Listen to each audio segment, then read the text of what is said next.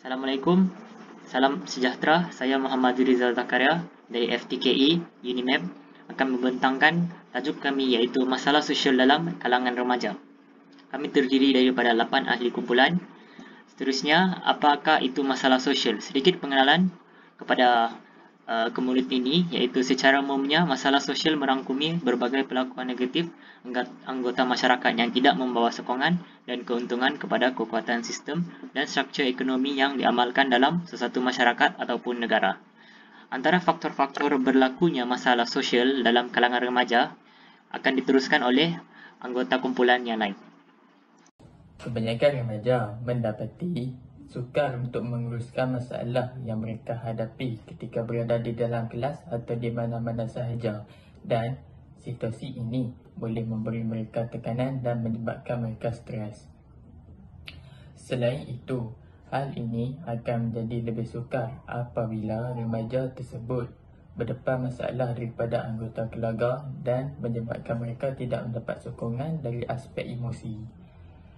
Membesar dalam masyarakat yang terlalu meletakkan target atau jangkaan yang tinggi, dan hal ini boleh menyebabkan stres dan memberi tekanan yang berlebihan kepada remaja tersebut dan akan menjadikan remaja tersebut menghadapi stres yang berlebihan.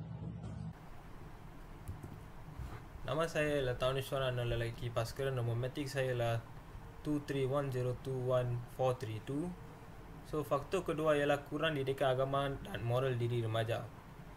Banyak remaja yang menjadi bahagian dari kelompok sosial mungkin tidak memiliki keyakinan agama atau moral yang kuat. Mereka tidak takut melakukan kesalahan atau menghadapi konsekuensi dari Tuhan. Para remaja ini sering kali tidak solat dan mungkin tidak mengikuti aturan agama lain. Mereka berpendapat bahawa kehidupan masa remaja perlu diisi dengan hiburan dan keseronokan semata-mata. So, saya boleh bagi contoh ialah untuk orang Islam, masa kecil dia orang akan pergi ke kelas kafah untuk mempelajari didikan agama.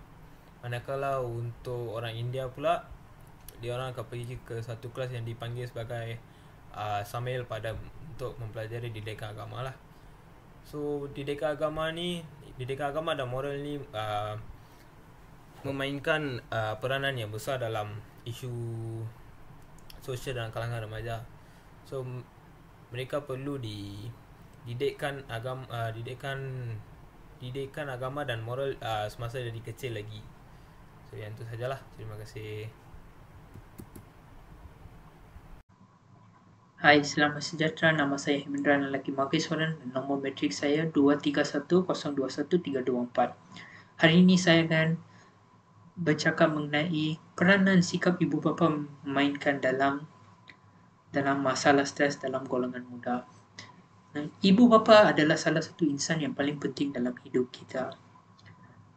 Kita sebagai anak akan sentiasa inginkan kasih sayang daripada ibu bapa. Itulah hakikatnya. Sekiranya ibu bapa terlalu sibuk atau tidak meluangkan cukup masa dengan kita, kita akan merasa macam kita diabaikan dan kita akan pandang rendah terhadap diri sendiri. Bukan hanya itu saja, kita akan pergi cari kasih sayang tersebut ke tempat lain, dan kebanyakan masa tempat itu adalah tempat yang salah. Fenomena ini atau insiden ini atau pattern ini dia akan menyebabkan peningkatan stres dalam golongan, terutamanya dalam masa kita jadi remaja. Itu akan meningkatkan stres. Kita akan rasa macam not good enough. Jadi kita akan pergi ke tempat lain untuk cari kasih sayang. Kita sebagai manusia ni, kita sentiasa inginkan kasih sayang. Dan ibu bapa adalah salah satu tempat di mana kita kena dapatkan kasih sayang yang cukup, kerana itulah macam foundation kita. Dari bayi kita lihat ibu bapa kita, mereka adalah insan yang membesarkan kita, yang membawa kita dalam dunia ini. Dari disitulah begitu pentingnya untuk kita mendapatkan perhatian yang betul, kasih sayang yang betul. kalau kita mendapat perhatian benar, kasih sayang benar, kita tidak akan memendam dan terhenti kita, tapi kita akan menjadi lebih confident. Dan masalah stres pun akan kurang kerana kita kasih sayang ini dia macam menguatkan insan kita, boleh kata menguatkan iman juga. Kita macam menjadi lebih confident untuk menghadap apa-apa masalah yang datang ke kita. Itulah begitu saya harap bahawa dalam zaman moden ini, sekiranya golongan muda kita menjadi ibu bapa pada masa depan, dan ibu bapa pada hari ini tidak memandang rendah terhadap kepentingan meluangkan masa dengan anak dan memberikan kasih, terutamanya dalam zaman moden ini dengan internet dan TikTok dan sebagainya. Masa bersama anak semakin mengurang dan ia akan memberikan impak yang negatif terhadap golongan muda tersebut. Itu saja yang saya ingin bentangkan hari ini. Terima kasih. Sekian. Pengaruh rakan sebaya juga boleh dikatakan salah satu faktor masalah sosial dalam kalangan remaja. Apabila ada masalah di rumah, remaja sering mencari keselesaan dan kebahagiaan dengan meluangkan masa bersama rakan-rakan mereka. Sesetengah rakan ini mungkin mempunyai sikap yang kurang baik.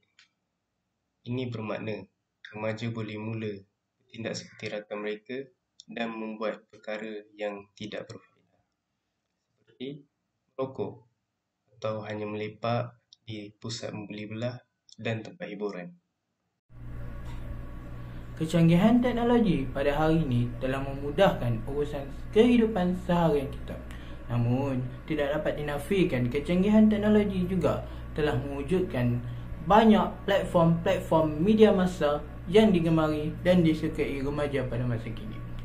Platform media massa ini telah melahirkan pempengaruh yang tumbuh bagaikan cendawan. Ini menyebabkan timbulnya segelintir pempengaruh yang tidak matang.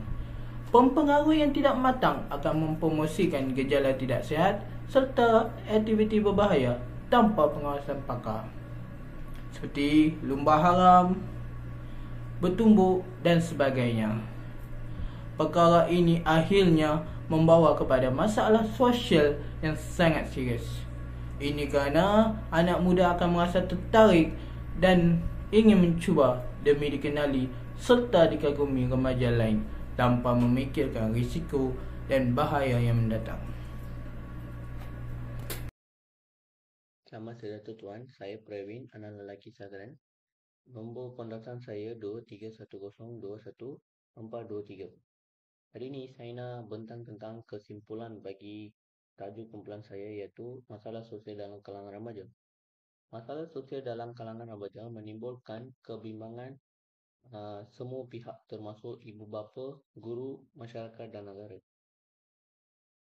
Daripada survei kami buat melalui Google Form, kita terdapat gangsterism adalah jenis masalah sosial yang sering dipengaruhi oleh remaja.